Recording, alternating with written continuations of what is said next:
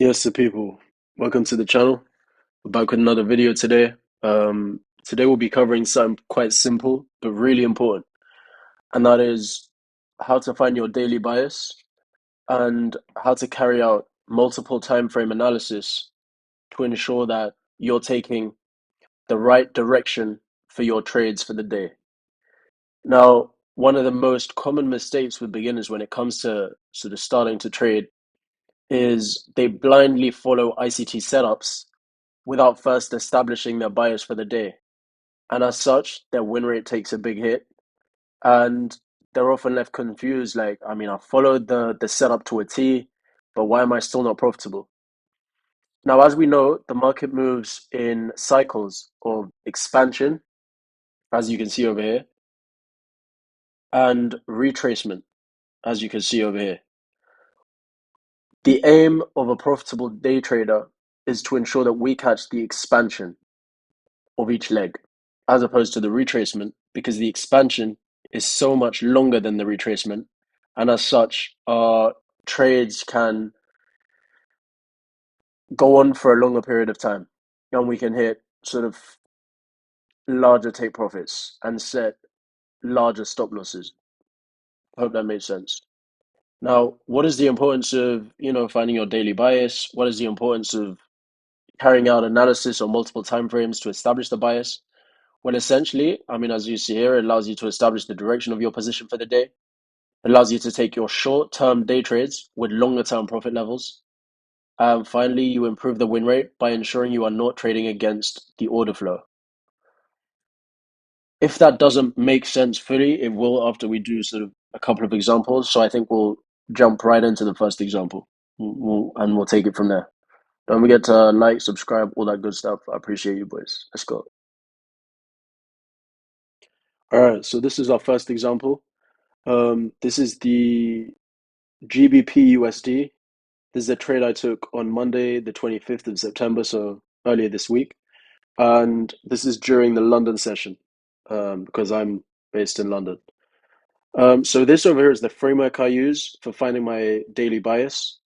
And I think this is a really sort of great way of being super structured with your sort of multiple time frame analysis, because you can visualize everything quite clearly, and you can eliminate a lot of the confusion associated with looking at so many different time frames, staying on top of the changes in the biases on multiple time frames, and just ensuring that you keep your edge and you stay profitable. So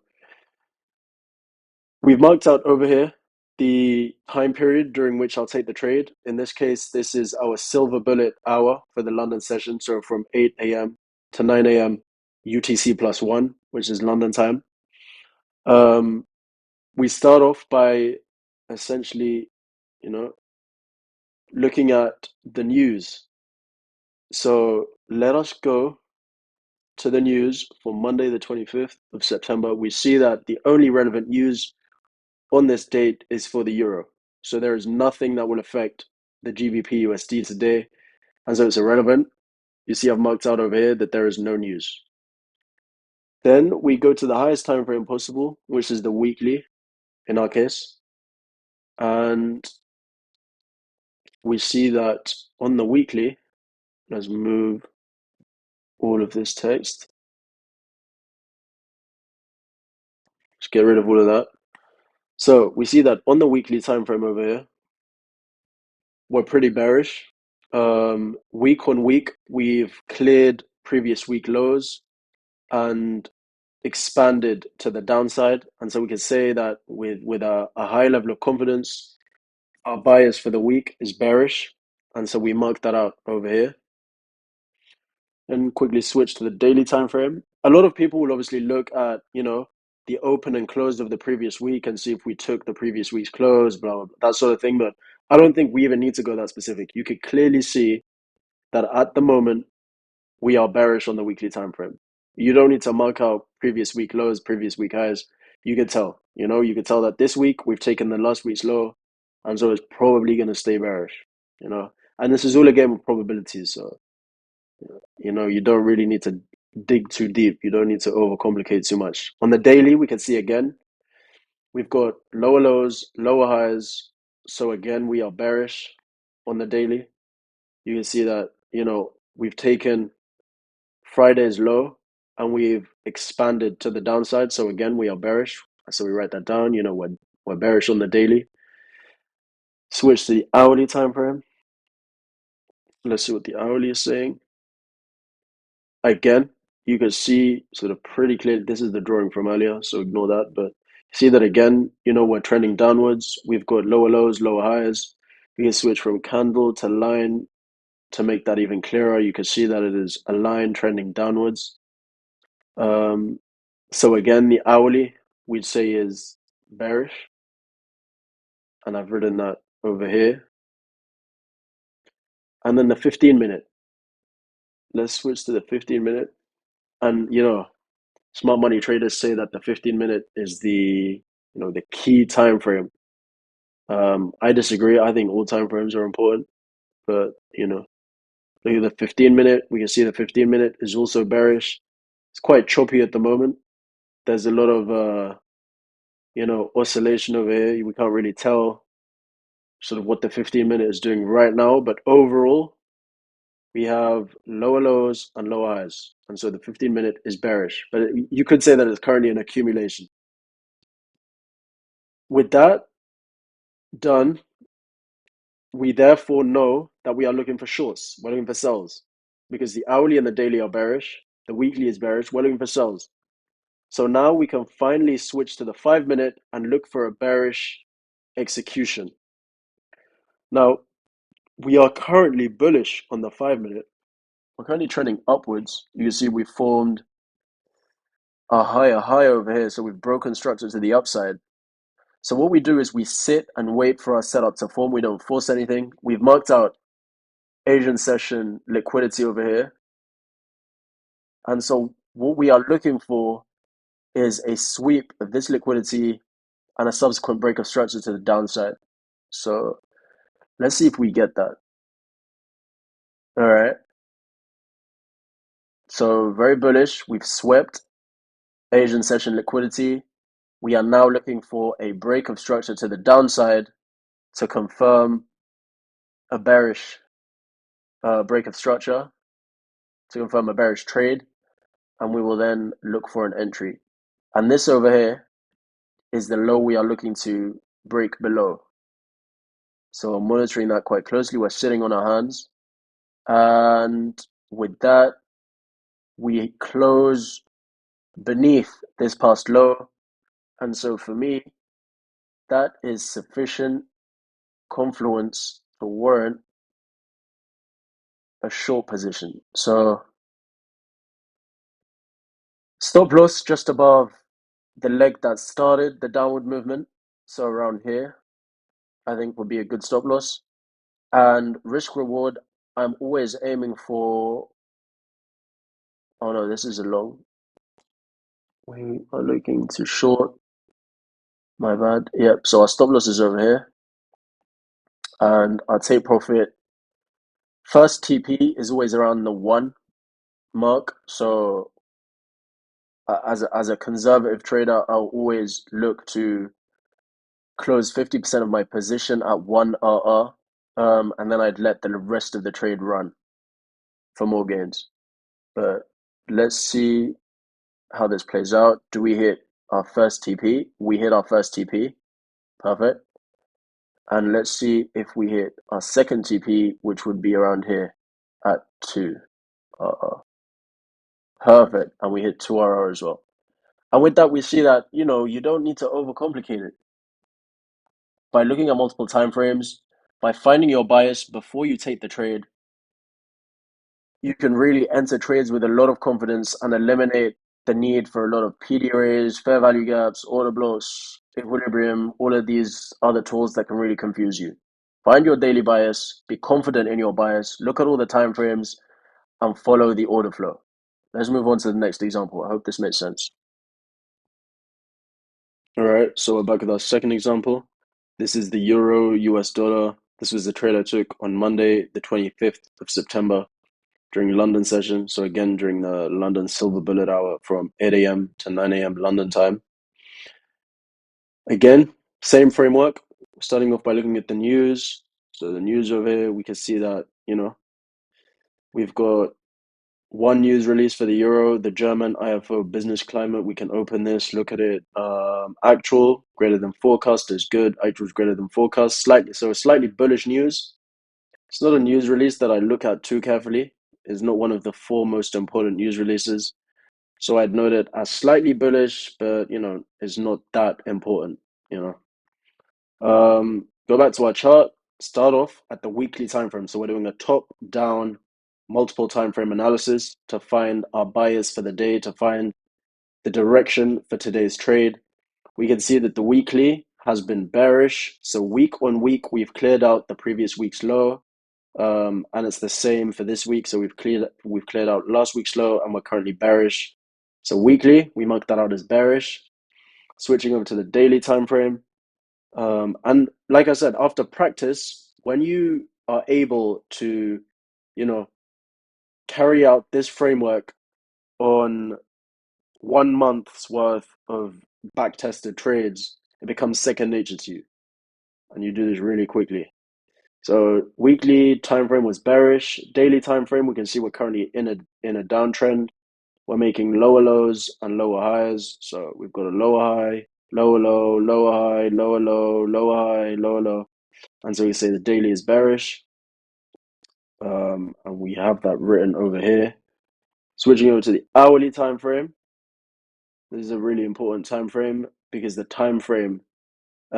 duration during which we'll hold our trades usually ranges from a few minutes to a couple of hours. So the hourly is usually, a really relevant time frame for us. See, the hourly is clearly bearish.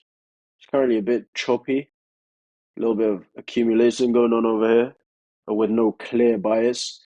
But overall, we are currently in a bearish downtrend on the hourly. And so that tells us that we would be looking for shorts predominantly, unless we see any major break of structures to the upside on the hourly time frame. So we mark out our hourly again as bearish. Going lower to the 15-minute. Smart money traders love the 15-minute time frame. ICT claims this is the most important time frame for day traders. I think he could probably be right, but I like to, consider all time frames equally. We can see the 15-minute is bearish again. Some accumulation over here, such that we can't exactly tell what the current bias is, because we've got consecutive breaks of structure to the upside and the downside, upside and downside. And so we say this is a region of accumulation. And so overall, we are bearish. We are looking for shorts. We are looking for sells. Finally, the 5-minute time frame, and this is the time frame in which we will be executing our trades. So 5-minute time frame, we're looking for shorts. Let's mark out any PD areas, any areas of interest. We see that there is a fair value gap over here that has been respected, and so we mark this out. This is a point of interest for us. Currently on the 5-minute, we're bearish. We've made a higher high and we've made a higher low. We've got a low over here that we'd be looking to break structure, and we've got a fair value gap over here that's been respected. So essentially what we're looking for is a retest of this fair value gap and a break of structure to the downside in order to confirm a short position. Because our multiple time frame analysis, our establishing of the bias has allowed us to ensure that the trade we're looking for is a short. We are confident that we are looking for a short position. So literally, we're just looking for executions now. We're looking for setups to form on the 5-minute, given the bias that we've established on multiple time frames. And so now we'll just go candle by candle and see, do we get a retest of this fair value gap and a subsequent break of structure to the downside? We'd also maybe look for a liquidity sweep. Let's see what happens. So again, we form a new high, a higher high. We touch the fair value gap. We're now looking for a break of structure. Bam. And there we go. We've got our low over here. We break below the low. We close below it on this candle. and I would use that as sufficient confirmation for a short position. Stop loss just above the leg that caused the down movement. I'd say this is a healthy stop around here, around the fair value gap. So 8 pip stop. Multiple take profit levels always. The first take profit level is always at 1 RR. So when we hit our first take profit, we'd move our stop loss to break even and close 50% of our position. With our second stop loss at 2, I'd say around here, 2 RR. So we've got a massive fair value gap here that's been tested a few times. So I'd say we'll probably set a second take profit here. So let's see how that plays out with TP1. So at 1 RR. Let's see how this trade plays out. So do we hit our first take profit? We do pretty much immediately hit our first take profit, and so we could move our stop loss over here and subsequently close the rest of our position at 2 RR. Will we hit our second TP? Yes, we hit our second take profit as well. And as you can see, it was a really easy setup to take. We didn't use a whole bunch of PD arrays, order blocks, a whole bunch of fair value gaps and equilibrium levels and GAN boxes and all this stuff. We literally just looked at all the time frames, established our daily bias, established our trend for the day, looked at the order flow, and decided which direction we were looking to take on this pair. Once we'd established that, we switched to the 5-minute and looked for a setup to form given the bias that we've already established on the higher time frames. And that is summarized over here. So let me just show you this. Go back to the 5-minute. All right, I don't know why that textbook keeps disappearing, but essentially, if I go back to the 1 week. So we took a short trade because we rejected the fair value gap. We had a break of structure to the downside, and that was sufficient confluence for a short position. And I hope that makes sense. And let me see if this textbook stays here when I go back down to the 5-minute. No, it refuses to stay in its place. But yeah, I hope you boys understand how finding your daily buys works, how multiple time frame analysis works. A lot of YouTubers out there, a lot of traders out there really complicate this. I struggled with this so much when I started learning ICT concepts because I was executing the setups, but because I wasn't looking at the higher time frames and establishing my bias, I was often going against the trend, and my profitability was taking a hit as a result. Please leave any comments, questions below. Appreciate your support. Again, I'm still pretty new at this YouTube thing, but I'm persistent. I'm disciplined with it, and hopefully we'll grow this channel, grow this community. Been trading for around 18 months, profitable for the last 8, and yeah, just really documenting my journey. And if I manage to help one person become profitable, be happy. I'll be happy. Thank you, boys. Take care. Peace.